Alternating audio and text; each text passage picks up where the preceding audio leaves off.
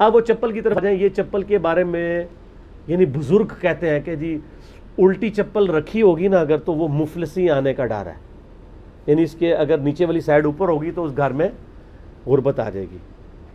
کسی حدیث میں آیت میں ایسا نہیں ہے. ہاں سائنٹیفکلی اس کے کئی ایک فائدے ہیں کہ اس کو نیچا کیا جائے. الٹی چپل ہے, چھوٹے بچے بعض کا تو اس پہ ہاتھ لگائیں گے, نیچے سے گندگی لگ جائے گی, اسی گندگی سے وہ کھانا کھا لیں گے. بعض اوقات بچے الٹی چپل کو دیکھ کے منہ پہ بھی ڈال سکتے ہیں, ان کے لیے ایک ذرا ڈفرنٹ ایکسپیرینس ہو جاتا ہے. بعض اوقات آپ گھر سے باہر سے ہیں, اس کے نیچے گندگی لگی ہے, الٹی چپل ہوگی تو کسی اور کا پاؤں لگے گا, وہ گندگی آپ کے کمرے میں تو سائنٹیفکلی تو کئی ریزنز ہیں کہ آپ اس کو سیدھا کر دیں. باقی اگر نہیں کریں, گناہگاری والا رولا کوئی نہیں ہے اس کے اندر, جس طرح کہ یعنی یہ مشہور کیا ہوا انہوں نے. اور اس میں ایک چھوٹی سی میں کلیریفیکیشن بھی دے دوں. میں نے وہ باپا جانی کے بارے میں ایک دفعہ بیان کیا تھا. ویسے ان کی جو پرانی کتاب ہے فضان سنت, اور ایک آدھ کلپ بھی میں نے دیکھا ہے, اس میں تو انہوں نے کہا کہ آپ یعنی چپل الٹی ہو تو اس کو فوراً سیدھا کر دیں ورنہ آپ کے گھر میں مفلسی آنے کا ڈر ہے. میں نے ایک کلپ میں بات کی تھی کہ انہوں نے کہا کہ الٹی چپل کو سیدھا نہیں کرنا چاہیے, کیونکہ میرے ایک بڑے قریبی دوست ہیں, انہوں نے ایک مجھے بتایا کہ میں نے ایسے ویڈیو دیکھی, میں نے خود تو نہیں دیکھی تھی, تو چونکہ ایک سکہ راوی تھے میں نے ان کے کہنے پہ بیان کر دی.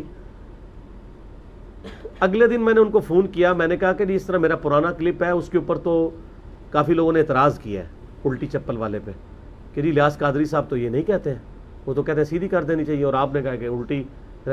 تو میں نے کہا آپ نے مجھے کلپ دکھایا تھا, وہ کہتے ہیں میرا پرانے والا موبائل تو گم گیا تو مجھے یاد بھی نہیں ہے. میں نے کہا جی پھر اس کا حل یہی ہے کہ ہم اس کلپ کو ڈیلیٹ کر دیں. تو پھر میں نے وہ کلپ ڈیلیٹ کروا دیا. یہ بات صحیح ہے کہ ان کا موقف جو ویڈیو میں اس وقت ہم نے اب ہمارے پاس ریکارڈنگ موجود ہے یا ان کی کتاب میں, وہ یہی ہے کہ وہ کہتے ہیں سیدھی کر دینی چاہیے. باقی یہ الٹی کے اندر ایک اندیشہ بعض لوگ احترام والا بھی اس اعتبار سے لے کے آتے ہیں. ذرا اسلام میں ایک اس چیز کی امپورٹنس ہے کہ ہم اللہ کی طرف متوجہ ہونے کے لیے آسمان کی طرف رخ کرتے ہیں. اس کی وجہ سے بعض لوگ اسے ایک مذہبی فریضے کے طور پہ انجام دیتے ہیں کہ جوتی الٹی ہوگی تو اس کا تلوا جو ہے وہ آسمان کی طرف ہو جائے گا.